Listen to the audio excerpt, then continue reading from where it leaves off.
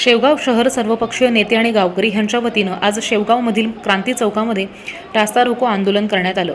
शेवगाव शहरामध्ये चालू असलेल्या पाणीपुरवठ्या पाईपलाईनचं काम कधी पूर्ण होणार आहे आणि शेवगावकरांना पाणी कधी मिळणार, तसंच शेवगावमध्ये गेल्या काही दिवसांपासून अतिक्रमण हटवले, पण अतिक्रमण हटवल्यानंतर पुढे काय ह्याबाबत बांधकाम विभागाकडे कोणत्याही प्रश्नाची उत्तरं नाही आहेत। त्यामुळे हताश झालेल्या शेवगावकरांकडून शेवगाव शहरामध्ये आज रास्ता रोको आंदोलन करून ह्याबद्दल जाब विचारण्यात आलाय।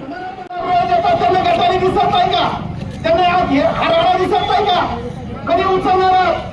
जर उद्या पावसाळा सुरू झाला, अवकाळी पाऊस आला तर शेवगावच्या घराघरामध्ये पाणी घुसणार आहे। कुणी बोलायचं या विषयाच्या अनुषंगाने?